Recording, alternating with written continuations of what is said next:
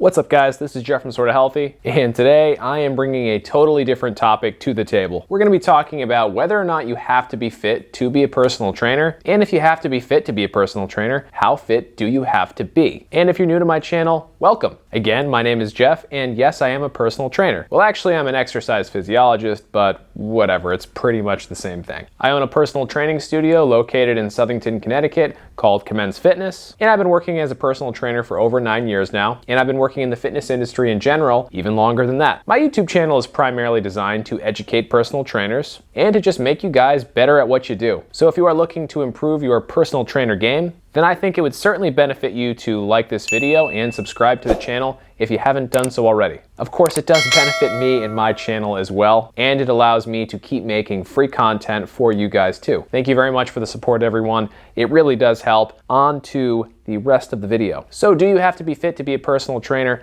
And if so, how fit do you have to be? Well, first off, no, simply no, you do not have to be fit to be a personal trainer. So the answer to how fit do you have to be a personal trainer is really not that fit at all, actually. Let me expand upon that statement before you click off of this video though. While you don't necessarily have to be fit to be a personal trainer, don't fool yourself into believing that your personal fitness level has nothing to do with the potential success that you'll have in this field. A little bit of an extreme example coming up here, but if you want to train bodybuilders, you better have some bodybuilding experience. Now, I'm not saying you have to be show ready or anything like that to train bodybuilders, but at least in my opinion, you should have some personal experience with bodybuilding, because otherwise, how could you fully understand the nuance of everything that a bodybuilder goes through? I mean, show prep, weight cutting, they do so many different things that are so demanding on the body that if you haven't experienced a little bit of that yourself, well, I don't know, man. If that's true, well, then you might not be the perfect person for the job. Again, I'm not saying it's impossible for a trainer who's never done any bodybuilding to train some bodybuilders. However, I am saying if you want the best possible results in training bodybuilders, then at least to some extent, you have to walk the walk. So yes, I think this is one instance in which if you do really want to train bodybuilders and do that for a living, you should look at least somewhat like a bodybuilder. Again, I'm not saying you have to be Arnold Schwarzenegger, you don't have to be Mr. Olympia, but at least to some extent you should have walked the walk so you can talk the talk and help bodybuilders out with what they're trying to achieve. And when I say walk the walk, I don't necessarily mean like walk up onto like the stage or anything like that. You just have to get into their shoes a little bit. As far as a trainer's appearance goes when it comes to working with powerlifters or athletes, well, I don't really know that your appearance makes a huge difference there. Your skill set definitely makes a huge difference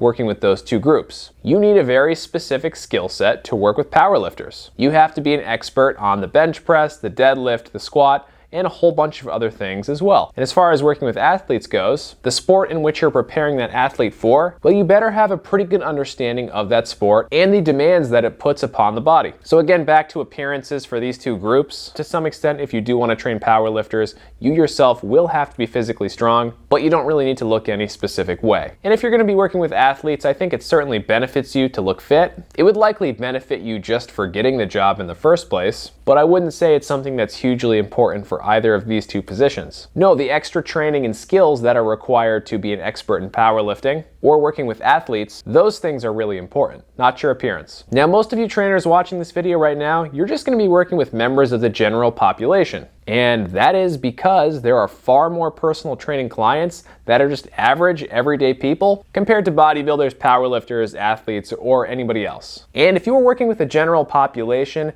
the best physique you can have as a personal trainer is that of a fit person, but not a super freakishly fit person. The most successful personal trainers are the ones who can best relate to their clients and the ones that their clients, well, they feel like they can relate most to their trainer. So it's kind of a two-way street there. If you're that personal trainer who looks like the Hulk on steroids, or maybe you're that female trainer that's like the fittest chick ever, I don't know, I can't think of anybody off the top of my head. If you are that trainer, plain and simple, some people are going to be intimidated by you. Some members of the general population are going to think, well, 1, I will never look like that. 2, that person looks kind of scary. 3, what kind of workout are they going to make me do? Like, is this person going to kill me in a workout? And obviously, you and I both know that your appearance has nothing to do with how challenging your workouts are as a personal trainer. But the average person doesn't know that. They have no idea what personal training is about at all. So yes, if you are like superhuman fit,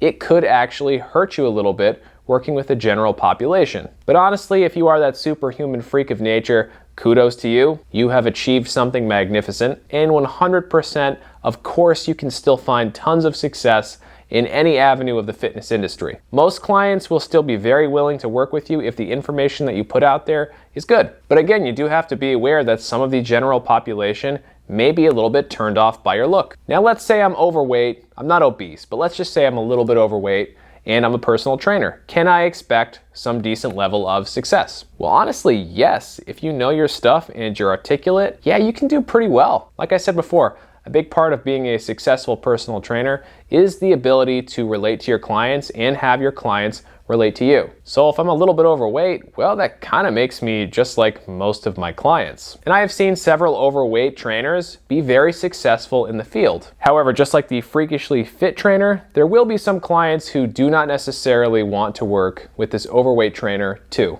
It won't be the majority for either of those two groups, but again, a significant number of clients will not want to work with the freakishly fit trainer or just the overweight trainer. So again, back to what I was saying before, the best physique that you can have as a personal trainer working with the general population is that of a regular, fit, and healthy person. Not only will your client relate to you, but they will see your physique as somewhat attainable for themselves. I think the bigger, more important message here though is that your appearance as a personal trainer does not necessarily matter that much. Your knowledge and your ability to communicate with your clients really matters a lot more. So if you're someone who's considering personal training but you're not freakishly fit, go for it, man. If this is your passion and you're willing to work on your knowledge and skills and get the best possible results for your clients, you will have no issue doing well in the field. That's all we have for today. If you haven't liked the video or subscribed to the channel yet, please do, because both of those two things do help the channel to grow very much. And I will be back very soon with more useful content. Thank you very much for watching.